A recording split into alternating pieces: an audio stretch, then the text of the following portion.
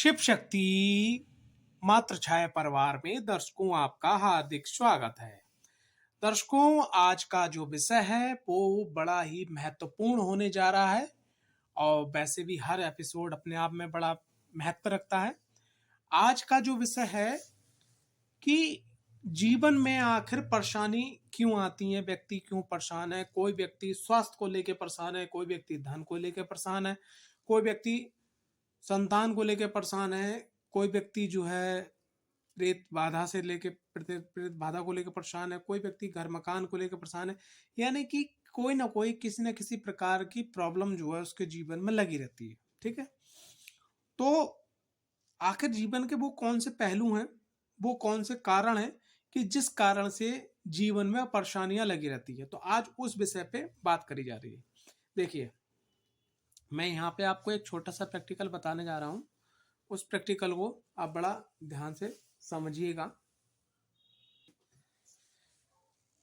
उदाहरण क्या है कि जैसे ये एक बल्ब है, ठीक है।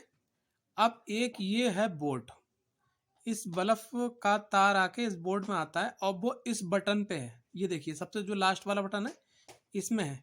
इसके संग संग इसमें और बहुत सारे बटन है, ये देखिएगा, और बहुत सारे बटन है। अब क्या है कि आपसे कहा जाए कि इस बल्ब को ऑन करो, क्या करो, चालू करो।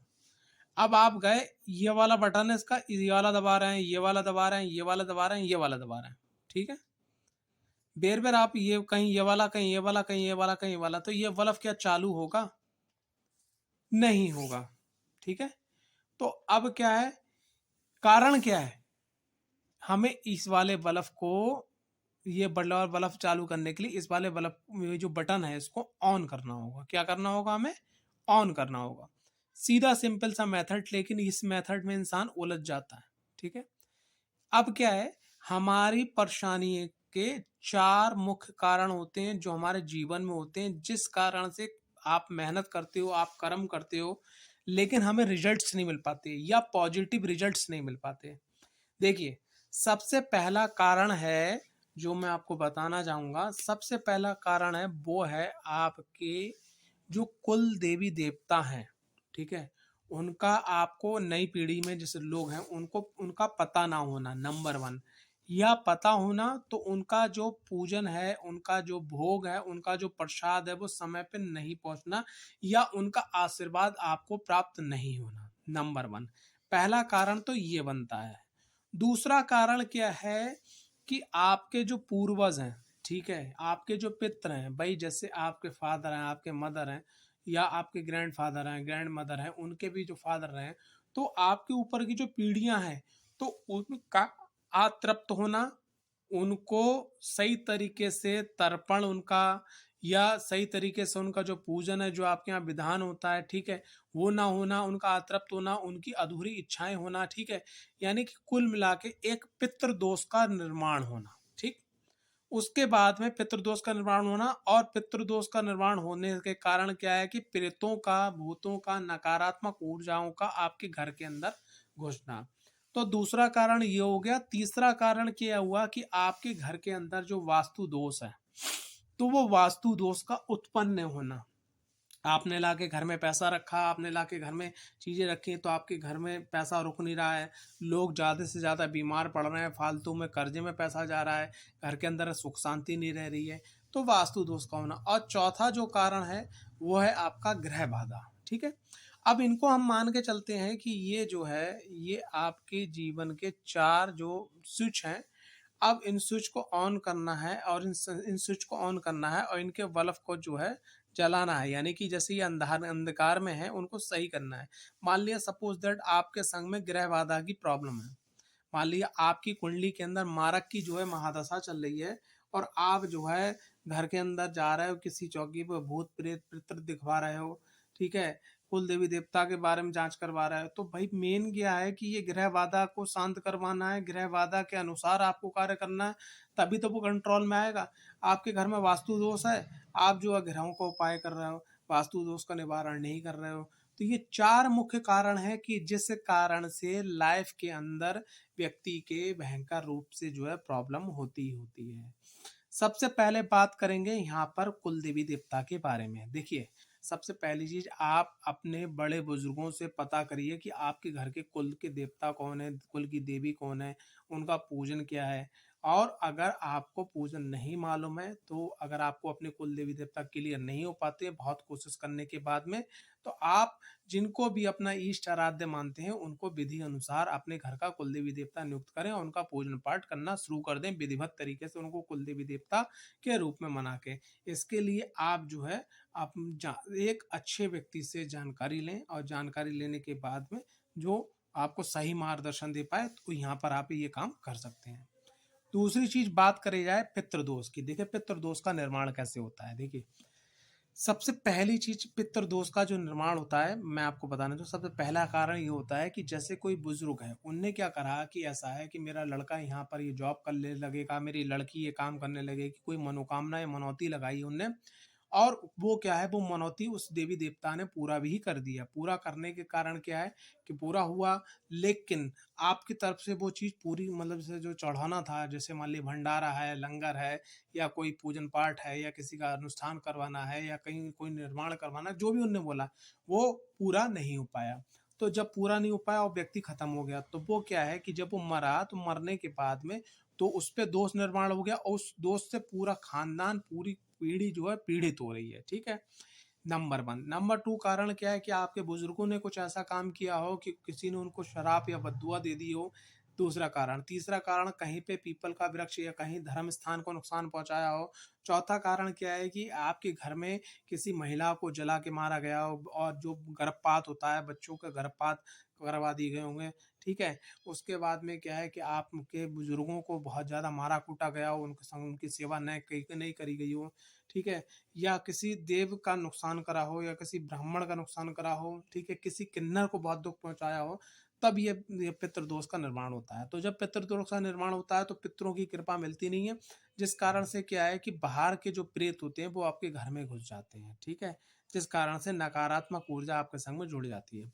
बात आगे करते हैं तीसरे पॉइंट की, वास्तु दोष की। तो वास्तु दोष कैसे बनता है, थोड़ा सा मैं आपको यहाँ पर एक डेमो बताना चाहूंगा, जिससे आपको थोड़ा सा समझ में आ जाएगा।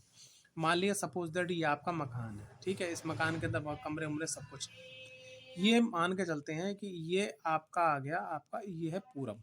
ठीक है, ये आपका आ गया पश्चिम। ठीक है, आपका पूरब आ गया, पश्चिम आ गया।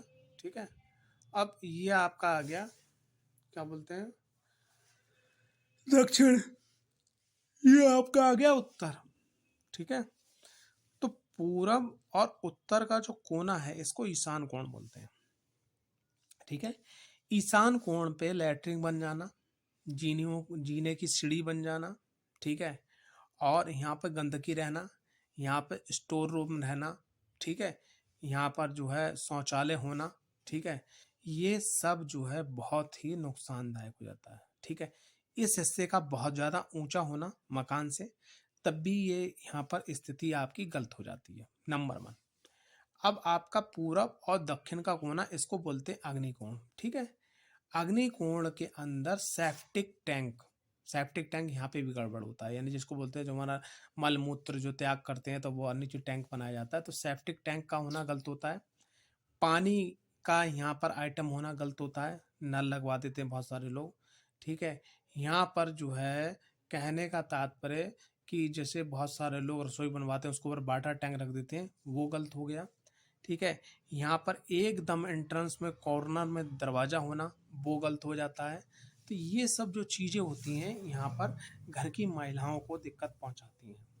अब आगे बात करते हैं दक्षिण और पश्चिम का जो कोना है। ठीक है, दक्षिण और पश्चिम के कोने को नेतृत्व कोण बोलते हैं। अब नेतृत्व कोण के अंदर जैसे अगर गड्ढा हो गया, या यहाँ आपने जैसे नल लगा दिया, उसका पाइप नीचे चला गया। ठीक है, या यहाँ पर आपने जो है कि जैसे येलो कलर छोड़ के आपने डार्क काला करवा दिया, डार्क नीला करवा लिया, डार्क कत्थई करवा दिया कलर, वो नुकसानदायक हो जाएगा। ठीक है, इस हिस्से को आपने बहुत छोटा रखा, मतलब बहुत छोटा रखा, या इस हिस्से को आपने खुला हुआ रखा, तो ये सब दोष उत्पन्न होंगे। अब घर के अंदर जो भी व्यक्ति मेन होगा कमाने वाला, उसकी आय दिन पे दिन निरंतर या तो कम होती चली जाएगी, या जॉब छूट जाएगी, और अगर जॉब नहीं छूटी तो घर के अंदर लोग बीमार पड़ना चालू हो जाएंगे। तो यहाँ पर क्या है कि ये जो घर का जो हिस्सा है, ईशान कोण यानी सिर, और आपका दक्षिण पश्चिम का नेतृत्व कोण यानी पैर। अगर पैर आपके जमे हुए नहीं होंगे, ढंग के नहीं होंगे, तो फिर दिक्कतें बढ़ती चली जाएंगी। अब आगे जाता है उत्तर और पश्चिम को कोना, वायव्य कोण। अब वायव्य कोण ये जो है, यहाँ पर पानी का मतलब होना स्थान अच्छा माना जाता है, जैसे नहाने धोने का। लेकिन यहाँ पर आप कोई ऐसी चीज रख दो, जैसे मान लिया आपने क्या करा, यहाँ पर गोल्ड रख दिया बहुत सारा, ठीक है, इस कॉर्नर में आपने जो है कैश रखना यहाँ शुरू कर दिया, ठीक है, आपने अपने घर की कीमती चीज यहाँ रखना शुरू कर दिया, तो नुकसान होना चालू हो जाएगा, ठीक है।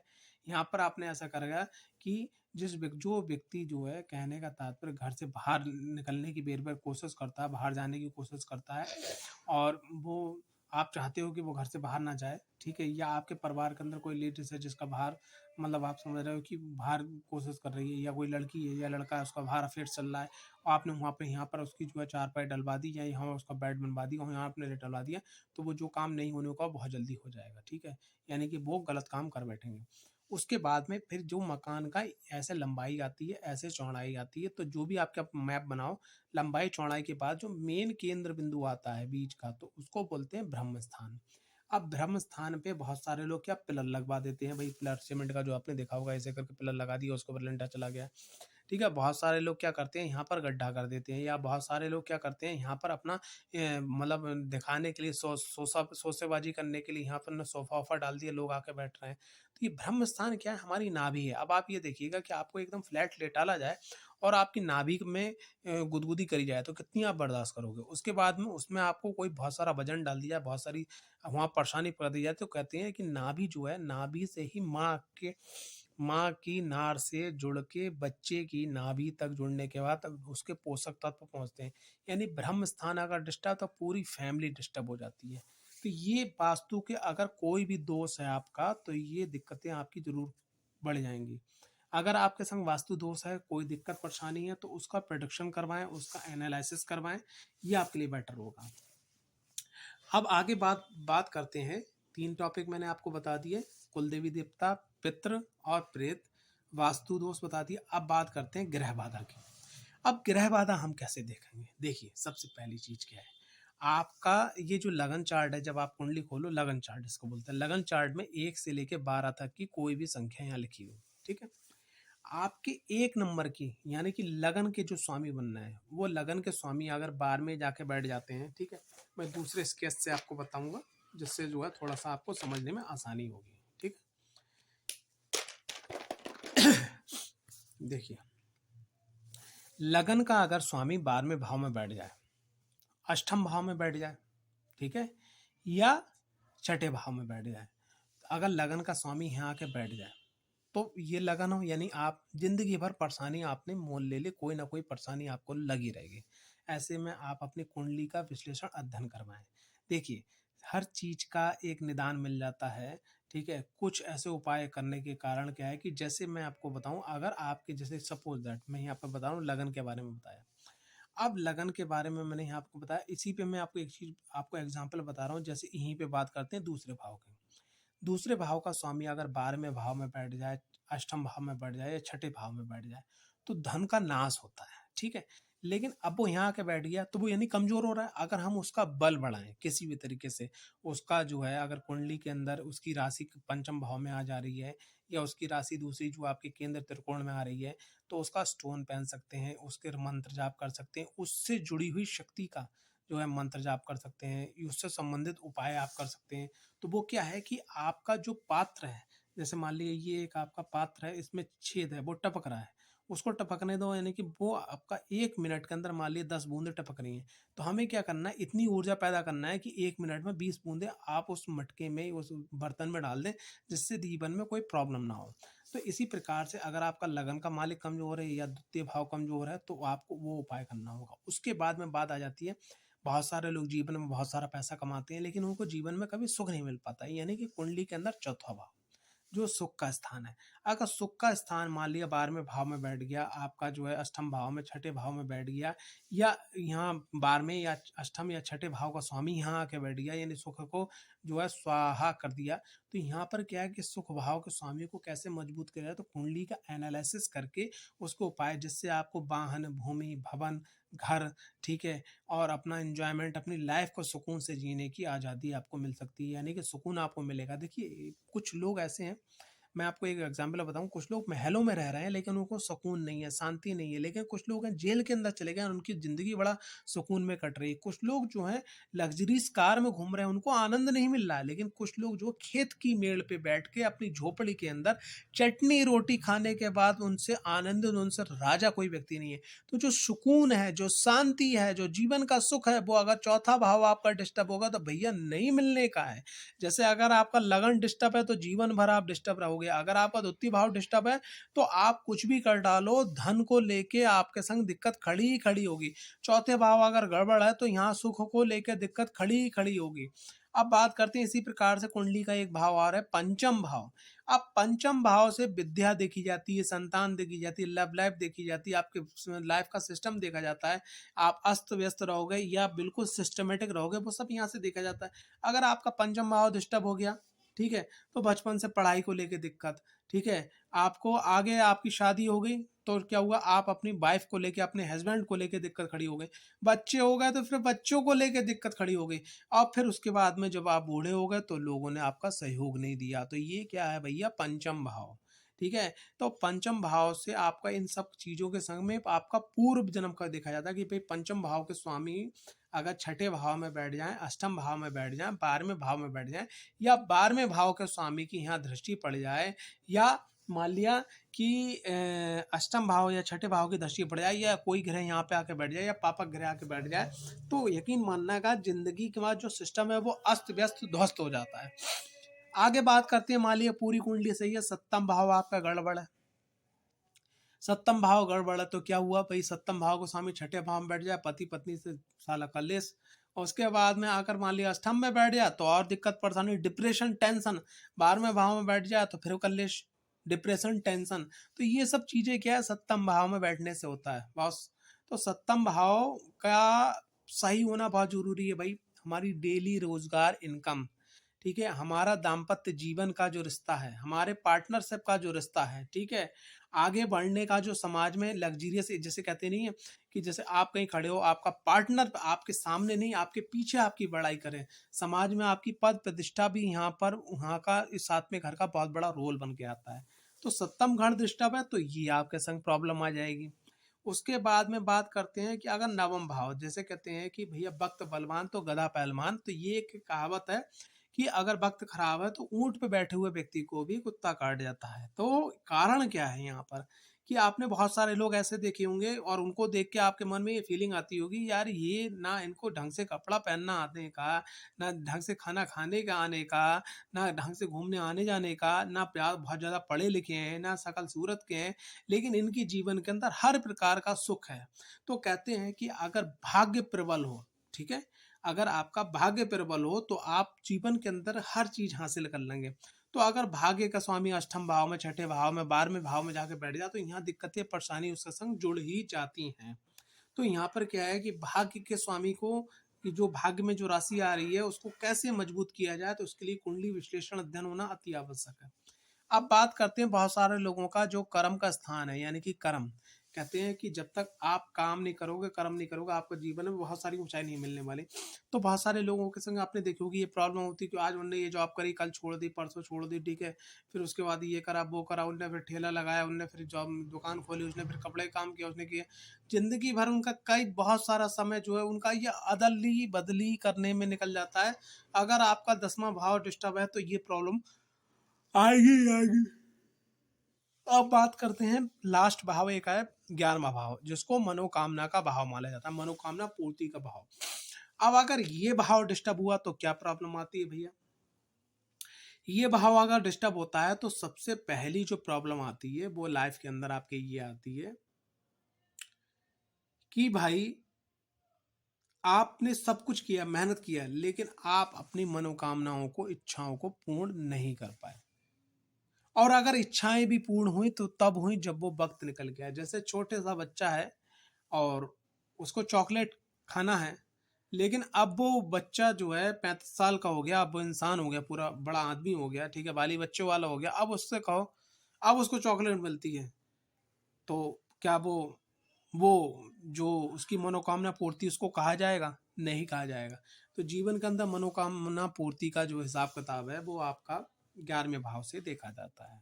ठीक है, तो ये 4 मुख्य कारण हैं जीवन के अंदर, जिस कारण से व्यक्ति जो है जीवन में बहुत ऊंचाइयां हासिल नहीं कर सकता, बहुत लाभान्वित नहीं हो सकता। आशा करता हूं ये 4 कारण आपके समझ में आ रहे होंगे। अगर इसमें से आपको लगता है कोई कारण है, उसका आप सुधार करें। ज्यादा जानकारी के लिए जो हमारा नंबर है 90 12 95 17 57 पे आप संपर्क कर सकते हैं। जय माता दी। हर हर महादेव।